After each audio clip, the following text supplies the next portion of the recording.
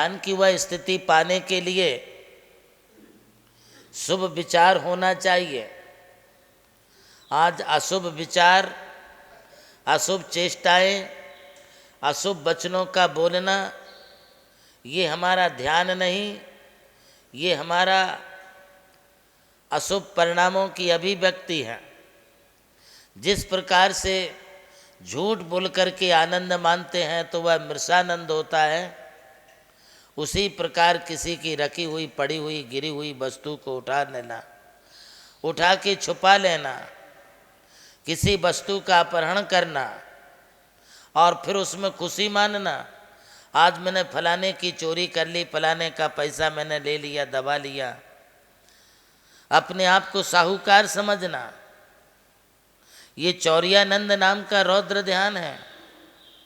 चोरी और सीना चोरी, पहले तो आपने उसका सामान चुरा लिया, सामान को छुपा लिया, छीन लिया, और बाद में आप उसके ऊपर और गुस्सा करते चिल्लाते हैं, मैंने थोड़ी लिया, मैंने थोड़ी कुछ किया। अथवा उस सामान को छुपाने के बाद तुम भाग गए, चोरी करके भाग गए, और फिर सामने वाला ढूंढ रहा, तुम देख रहे हो कि वो ढूंढ रहा है और तुम उसमें आनंद मानते हो। ये चौरियानंद नाम का रौद्र ध्यान है। किसी प्रकार की मिलावट खोरी करना, असली चीज़ों में नकली चीज़ें मिला मिला करके बेचना, महानुभावों, ये सब चोरी के लक्षण हैं। आप डायरेक्ट नहीं तो इनडायरेक्ट भी करते हैं। चोरी का सामान खरीद करके खुश होना, और यह जानते हुए भी कि लाख रुपए तोले का गोल्ड है और तुम्हारे लिए 25,000 रुपये तोले में बेच के जा रहे, या 50,000 में बेच के जा रहे, और तुम खरीद रहे हो। कोई भी चोरी की वस्तुएं खरीदना, चोरी के सोने चांदी के आइटम खरीदना और उसमें तुम आनंद मानना, ये चौरियानंद नाम का रौद्र ध्यान है। चोरी नहीं करते किंतु चोरी के प्रयोग बताते हो। जाओ बेटा, ऐसा नहीं, आप इस तरीके से सेंध लगाओ, इस तरीके से काम करो, उसकी दुकान पर जाओ, उसके घर में जाओ, देखो हम आपको आइडिया देते हैं। और किसी को आइडिया दे करके किसी के दुकान से, किसी के घर से, किसी के ऑफिस से कोई चीज, पदार्थ को, वस्तु को लंपास कराना, ये भी एक प्रकार का रौद्र ध्यान है। आपको कोई हक नहीं है किसी के वस्तु को उठाना और छुपाने का, फिर भी आप दूसरे के मालकियत की वस्तु को हाथ लगाते हैं, तो वो चौरियानंद नाम का रौद्र ध्यान होगा। मार्केट के विरुद्ध काम करना, आप ग्राहकों से भी जीएसटी वसूल करते हैं, ग्राहकों से भी आप हर चीज़ का पैसा लगा के लेते हैं और गवर्नमेंट के लिए देते नहीं हैं, तो वो भी चोरी है। मार्केट के विरुद्ध काम करना, व्यापारी संघ के विरुद्ध काम करना, कम कीमत की वस्तु को अधिक कीमत में बेचना, पहले माल का स्टॉक कर लेना और बाद में जो है मनमाने ढंग से उसे मार्केट में सेल करना, ये भी एक प्रकार का तुम्हारे लिए मार्केट कमेटी, व्यापारी संघ के विरुद्ध काम करने के कारण, कम मूल्य की वस्तु को अधिक मूल्य में बेचने के कारण तुम्हारे लिए दोष लगेगा और इसे रौद्र ध्यान की श्रेणी में लिया जाएगा। इस रौद्र ध्यान को चौरियानंद नाम का रौद्र ध्यान कहते हैं। अपनी प्रवृत्ति ऐसी होनी चाहिए जिसमें किसी के लिए कष्ट ना हो। एक तरफ तो आप मेरी भावना में बोलते हैं कि पर धन पर वनिता न लोभाऊं, दूसरे के धन को देख करके अपने को लोभ लालच नहीं आना चाहिए। यदि आपके मन में किसी भी प्रकार से लोभ लालच आता है तो वह तुम्हारे लिए अन्याय होने के कारण रौद्र ध्यान ही माना जाएगा। इस रौद्र ध्यान से अपने को बचना चाहिए।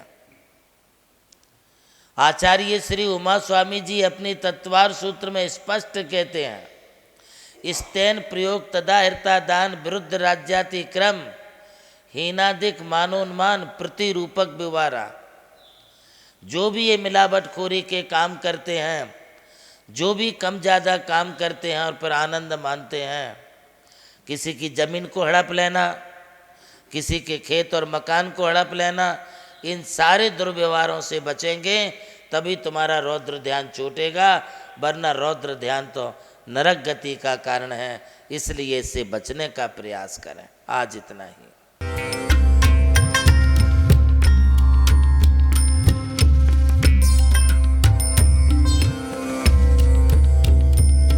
जैन धर्म केवल धर्म नहीं, जन जन का धम है। यही है इस धर्म की संस्कृति। सन 2010 चातुर्मास के दौरान मांगी तुंगी और गजपंथा की तीर्थ यात्रा के बाद एक रात्रि गजपंथा की पहाड़ियों पर विश्राम करते समय आचार्य श्री देवनंदी जी महाराज को एक दिव्य स्वप्न प्राप्त हुआ। स्वप्न में उन्होंने देखा कि एक ऐसा तीर्थ जिसकी कोई कल्पना भी नहीं कर सका था, एक ऐसा स्थान जहां पंच परमेष्ठियों की भव्य मूर्तियां हों, एक ऐसा समव शरण जो समर्पित हो जैन धर्म की शाश्वत परंपरा को। उस दिव्य संकेत को जीवन में उतारने के लिए आचार्य श्री कुंथलगिरी की ओर विहार पर निकल पड़े। वहां एक श्रद्धालु ने अपनी भूमि पूज्य गुरुदेव को समर्पित की और यहीं से आरंभ हुई मुंबई आगरा हाईवे NH3 स्थित णमोकार तीर्थ के निर्माण की महायात्रा। ये वही भूमि है जिसे राम टेकड़ी कहा जाता है, जहां भगवान रामचंद्र जी ने 12 लाख वर्ष पूर्व तपस्या की थी। आज यही भूमि बन रही है जैन संस्कृति का जीवंत प्रतीक णमोकार महातीर्थ। यहाँ बन रही है 51 फीट ऊंची अरिहंत परमेष्ठी की मूर्ति, चारों दिशाओं में 31-31 फुट ऊंची अन्य परमेष्ठियों की मूर्तियां। कुल मिलाकर एक अद्वितीय समवशरण की रचना है जिसका वर्णन Guinness book of world record में दर्ज हो चुका है।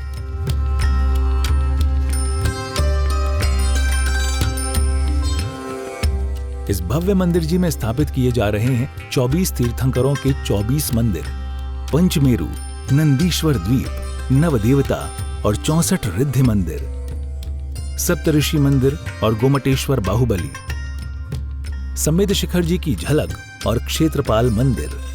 यहाँ पर अब तक 250 से अधिक कमरे निर्मित हो चुके हैं, जिनमें 75 साधु साध्वियों के लिए एवं यात्री निवास आधुनिक सुविधाओं से युक्त है। AC रूम, भोजनशाला, कैंटीन और विशाल गुरु मंदिर।